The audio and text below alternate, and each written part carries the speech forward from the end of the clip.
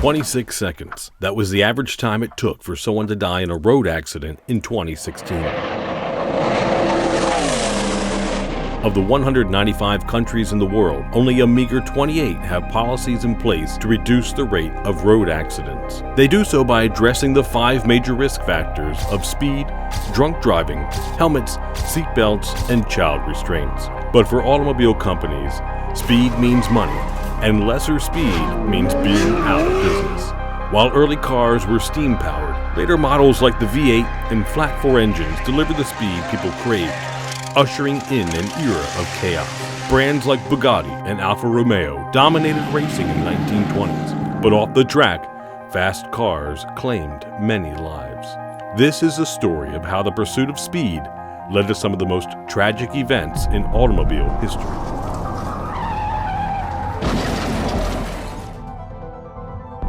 If there is one man who had a thing for speed, then it's definitely Ferré Porsche. He always loved driving fast cars, like the Alfa Romeos and the BMWs. Unlike 99% of people out there, Ferré Porsche had the facilities to make his dream car a reality. Being the son of Ferdinand Porsche, founder of Porsche, all Ferré needed was passion and the skills to design his dream car. In 1948, Porsche introduced a mid-engine prototype called the Porsche 356-1. The 356 was designed by Ferré Porsche and shared some similarities with the Volkswagen Beetle, another car designed by his dad. Both cars had 4-cylinder air-cooled engines in the rear and used rear-wheel drive, while some of the mechanical parts, like the engine case and suspension, were initially sourced from Volkswagen. The 356 was a unique car in its own right. As the 1950s went on, Porsche and Volkswagen shared fewer and fewer parts. The early 356 models had aluminum bodies that were handcrafted in Gmünd. But when production moved to Zuffenhausen, Germany in 1950, the cars were made with steel bodies. The 356 didn't get much attention at first, except from a few car racing enthusiasts. The first 50 cars took 2 years to produce, starting from the first prototype in 1948. By the early 1950s, the 356 started gaining recognition for its sleek design, handling, and high-quality build.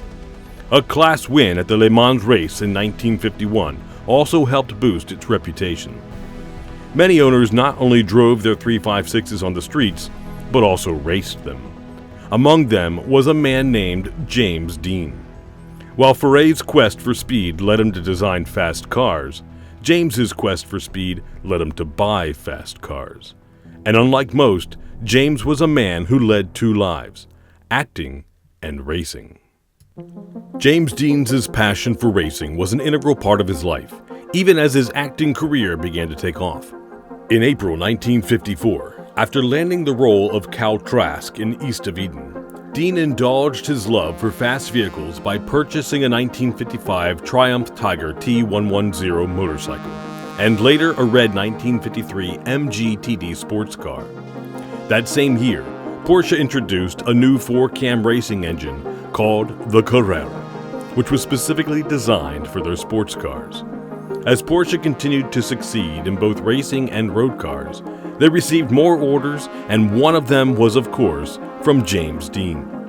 By March 1955, Dean had traded the MG for a new 1955 Porsche Speedster from Competition Motors in Hollywood, and shortly after, he swapped the Triumph T110 for a 1955 Triumph TR5 trophy motorcycle. After the purchase, Dean got involved in more and more races. He participated in the Palm Springs road races from March 26 to 27, 1955, finishing first overall in the novice class and placing second in the main event the following day. He continued to compete in races, including one in Bakersfield on May 1st through 2nd, where he finished first in his class and third overall. His final race with the Speedster took place in Santa Barbara on Memorial Day, May 30th. Although he started in the 18th position and climbed to 4th place, an engine overrev caused him to blow a piston, preventing him from finishing the race. He got involved in so many races that Warner Brothers had to prohibit him from racing during the filming of Giant. Despite this restriction, his passion for fast cars remained undeterred. In July, Dean put down a deposit on a new Lotus Mark 9 sports racer, but was informed that the delivery would be delayed until autumn. Over at Porsche, a better version of the 356 was already in the works. The factory decided to create a car specifically for racing, and so the Porsche 550 Spyder was born. The car was first shown at the 1953 Paris Auto Show and was built very low to the ground, which made it perfect for racing. One famous moment was when German Formula One driver Hans Hermann drove the 550 under closed railroad crossing gates during the 1954 Mille Miglia race. The first three 550 prototypes had a hardtop that could be removed. The first one, called 550-03, raced as a roadster at the Nürburgring Eifel race in May 1953 and won. Later that year, the 550 won its class at both the 24 Hours of Le Mans and the Carrera Panamericana races. Because of the Carrera Panamericana win, Porsche later used the name Carrera for some of its performance models. Due to the success of this new Porsche model in racing, James came knocking again. On September 21, as Giant was wrapping up, Dean made a bold move by trading in his Porsche Speedster for a brand new, more powerful 1955 Porsche 550 Spyder, which he named Little Bastard. This car would become infamous after Dean's untimely death just days later. Dean's decision to name his Porsche Little Bastard has two possible origins. One version suggests that it was a nickname given to him by his friend, stunt driver Bill Hickman, who called Dean Little Bastard, while Dean called him Big Bastard. Another account, supported by Dean's friends Phil Stern and Lou Bracker, claims that Warner Brothers president Jack L. Warner once referred to Dean as a little bastard after Dean refused to leave his trailer on the studio lot. In an act of defiance, Dean named his race car Little Bastard to get back at Warner and to show that he would continue racing despite the studio's restrictions. To personalize the car further, Dean had custom car painter and pinstriper Dean Jeffries paint 130 on the car's hood, doors, and rear deck lid in black, non-permanent paint. Jeffries also painted the name Little Bastard across the rear cowling. The car's red leather bucket seats and red tail stripes were original features from the Stuttgart factory, where the car was built for racing. 30th of September, 1955. James Dean and his mechanic Rolf Wutherick were at Competition Motors in Hollywood. They were getting the Little Bastard Porsche ready for a weekend race in Salinas. Dean had planned to tow the Porsche with his 1955 Ford Country Squire station wagon. The Ford was driven by Bill Hickman, and they were accompanied by photographer Sanford H. Roth. He was preparing a photo story on Dean for Collier's magazine. However, because the Porsche hadn't been driven enough to qualify for the race, Wutherick suggested Dean drive it to Salinas to get more time behind the wheel. Around 1:15 p.m. Pacific Standard Time, the group left after having coffee and donuts at the Hollywood Ranch Market. They stopped for gas at a mobile station in Sherman Oaks around 2 o'clock p.m. Then, they took the Golden State Highway and drove through the Grapevine area toward Bakersfield.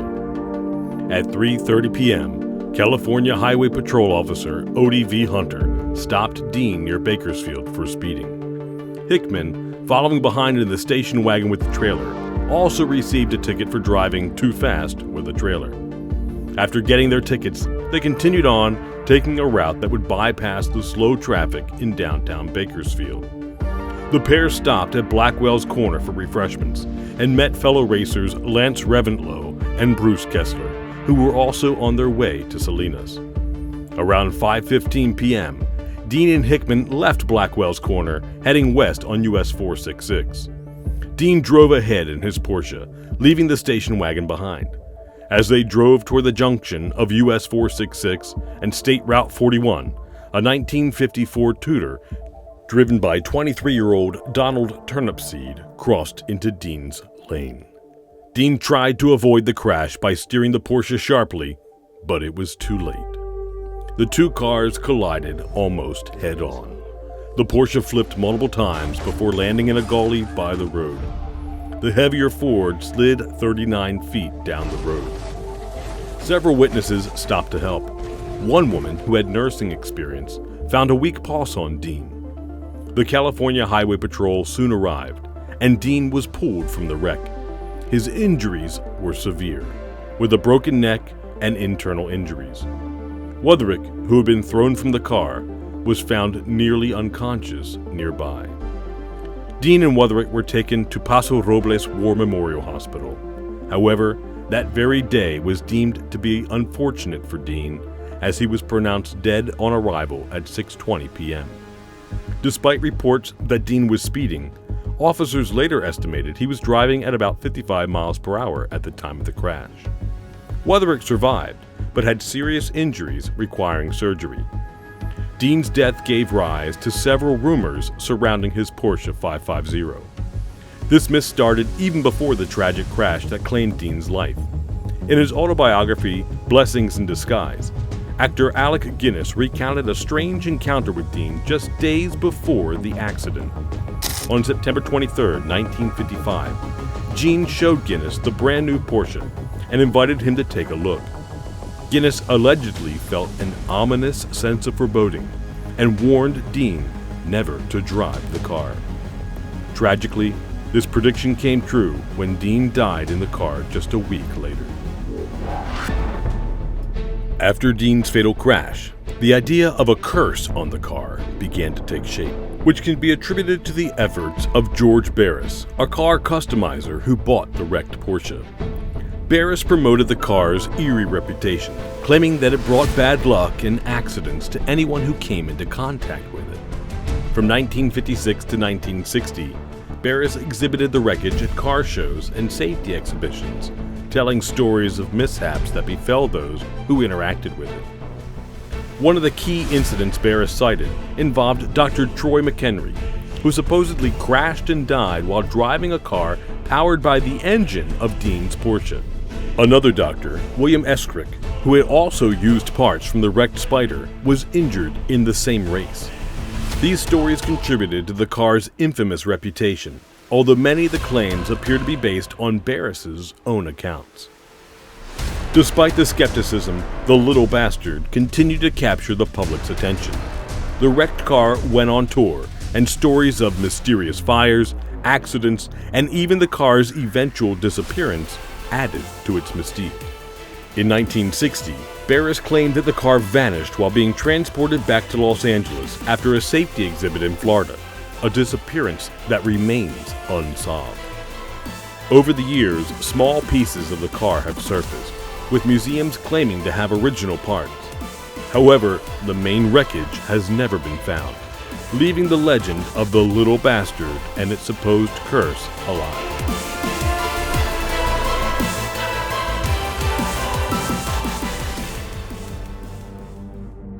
8 years after James's death, Dodge introduced the Dodge 330, which served as a step up from the base Dodge Dart. This model was part of Dodge's early unibody vehicles and was available in both 2-door and 4-door sedan versions. The design of the 1962 model was crafted by Virgil Exner, while the 1963 and 1964 models were revised under Elwood Engel's direction. The Dodge 330 featured a wheelbase of 119 inches and a length of 208.1 inches. The base engine was the 225/6, but buyers had the option to choose more powerful engines, including various V8 options. Among the various trims, the Dodge 330 Max Wedge stood out. This high-performance version came with a 426 Max Wedge engine, producing 415 horsepower, and was popular for racing. While speed is a major cause of road accidents, certain cars are just haunted. And the story of the Golden Eagle, a 1964 Dodge 330 LE, describes that perfectly. It all began in Old Orchard Beach, Maine. The local police department bought the car, giving it the nickname Golden Eagle. Everything seemed normal at first, with the car being used for regular police work. However, things became dark when 3 officers who regularly used the Golden Eagle ended up committing murder-suicides. This tragedy led the police to believe the car was cursed, so they decided to get rid of it, They sold it at auction to a local man. The car eventually came into the hands of Wendy Allen, a woman who claimed to be a sea witch. Surprisingly, the car didn't cause her any harm. On the other hand, local vandals who targeted the Golden Eagle met horrific fates.